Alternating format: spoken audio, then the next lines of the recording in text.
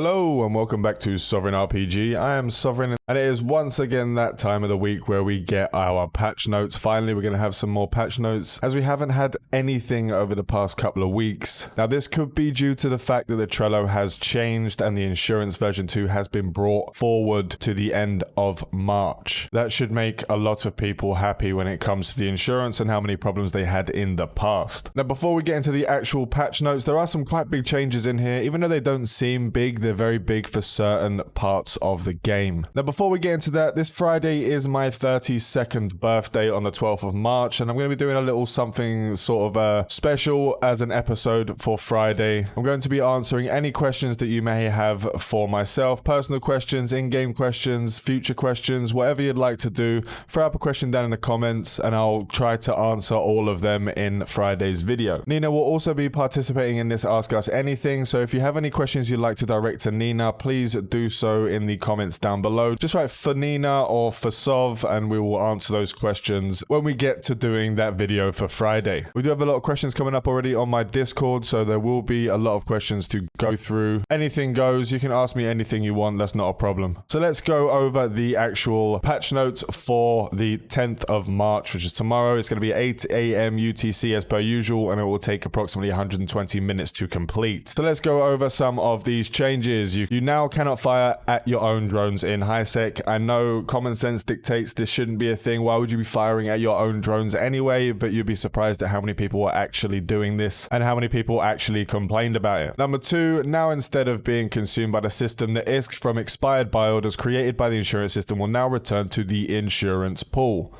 Why this was a thing in the first place and why this was overlooked, I have no idea. This has pissed off a lot of people, including myself. But now that they've made the change, this is one of those moments where no one would have actually known this existed. No one would have known this was actually a thing. This is something they could have ninja changed and not caused any issues with. And I might have actually been okay with that being a ninja change. But now people know about it. They're complaining about the fact that it was there before. And there's obviously some conspiracy theories out there that are saying, oh, they were doing this to up blah, blah, blah, blah, to cause the game to blah blah blah blah, to make us buy more Plex with real money, etc, etc. Any of these reasons could be right, but it's changed, it's sorted, it's done, it's no longer a thing. I still wouldn't have minded this being a ninja change, and I know I hate ninja changes, but this is one of those times where I think it'd actually be okay. So number 3, there are now Japanese and Korean preferred language options when setting up a corporation recruitment ad. Nice little bit of quality of life for those languages.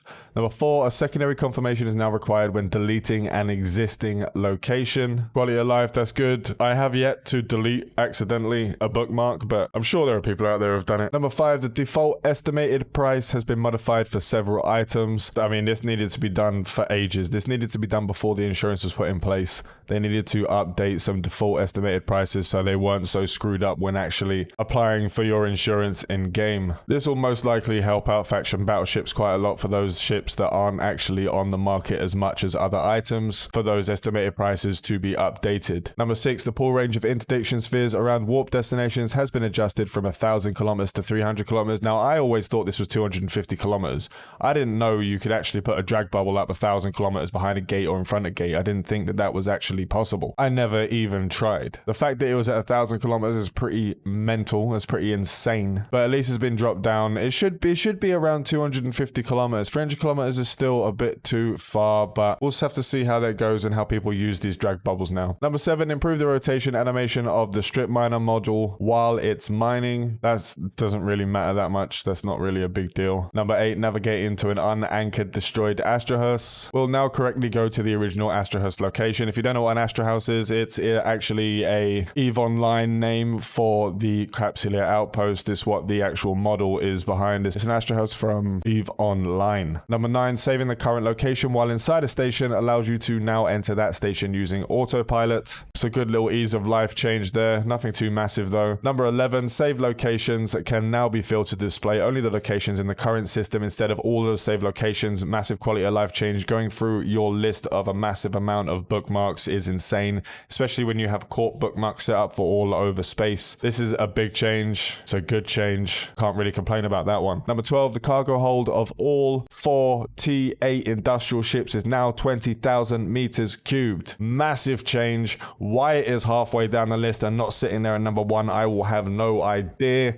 This is so big for industry to be able to move their stuff down and out of nullsec, and for players to move big loads out of nullsec or move stuff buying from GI into nullsec. Either way, this is a big change. This is a good change. This should have been done ages ago. Thank you, NetEase, for finally looking at the haulers. Number 13, corporation diplomacy, alliance diplomacy, and alliance list loaded has been optimized. I'm pretty sure for those alliances who have so many reds and blues all over the place, this was a nightmare.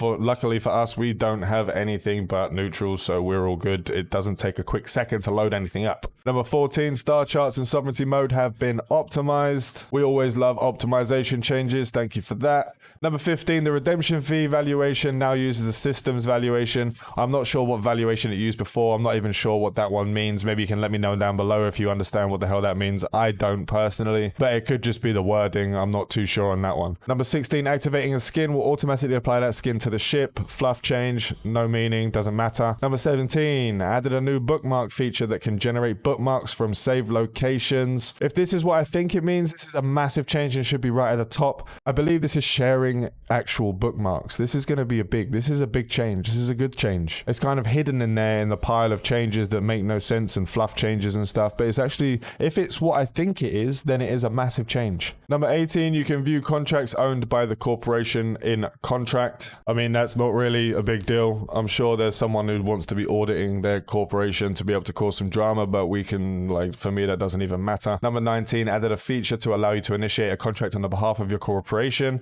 This type of contract uses corporation assets and corporation wallet for trading. This is, again, another massive change that they've sort of added at the bottom of the list. These should be at the top. They should go from the best to the fluff changes. Adding fluff changes at the top all the way down. People are just going to get bored and not even see this stuff at the bottom. This is a massive change. This is massive for big corporations. This is massive for people's SRP stuff if they're still not using the insurance system. This is massive for being able to buy stuff from your actual members. It's a big, massive change, and it is here and it is good. Number 20, increase the member limit of custom channels to 500. Fluff change doesn't really matter. There's alliance channels and stuff now, so the reason for custom channels isn't really needed as much. So now we get onto the fixes. Number 1, the estimated Plex cost shown on the insurance page should now be correct. Massive change. This shouldn't, this is a big boy fix. This is good. We're getting there. We're on our way. This is okay. Number 2, ship mode icons won't display on the insurance compensation page anymore. Fluff change, fluff fix, doesn't really matter. Number 3, prices on buy orders where there aren't any estimated market values available can now be modified. Okay, that's good. That should have been there in the first place, but what can we do? They finally got round to it. That's okay. Number 4, the wording for the capsule outpost delivery system rules has been optimized. Fluff change, doesn't really matter.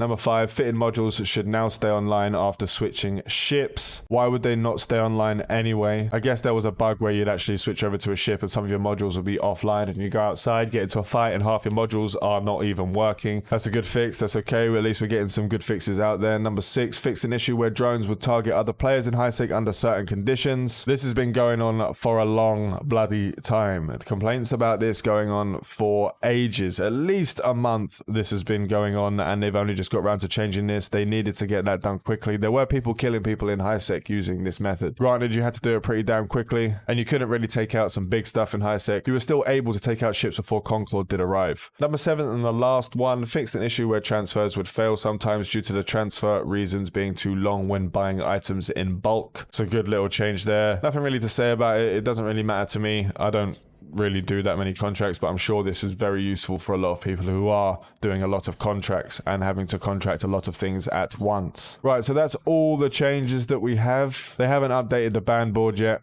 so we won't go over any of that. In the most recent FAQs, they've talked about shield resistances, how they have been too strong. Many players are reskilling into shields. Is there any plan to fix the current meta? They have a large balance update that will also include changes to both shields and armor, and they are aiming to make these balance changes available on a public test server at the end of April, so you'll be able to experience and share your feedback with us, the new version in advance. Thank you for that. We need it. We do need that. This is something that needs to be done like ASAP. This should be one of the top priorities. The current meta being shield. Even though armor can be used now, there are ways that we can use the armor. There's still a lot about armor that is nowhere in comparison with how powerful shield is. So someone asked the question about going into the fitting window to swap drones. That's not the case anymore. You can drag and drop to the change button on the UI and it just brings up a window, but they are further optimizing this, so you'll basically be able to swap drones in combat without going through pop-ups. More details to be shared later, and that's pretty much all the important things that have come up. There's nothing really else in FAQs. It's basically just fluff questions and fluff answers. Remember to like, guys, if you are enjoying my videos so we can get to as many people as possible. Remember to sub if you haven't already. This is all we have for this video. Fly safe and avoid local chat scams.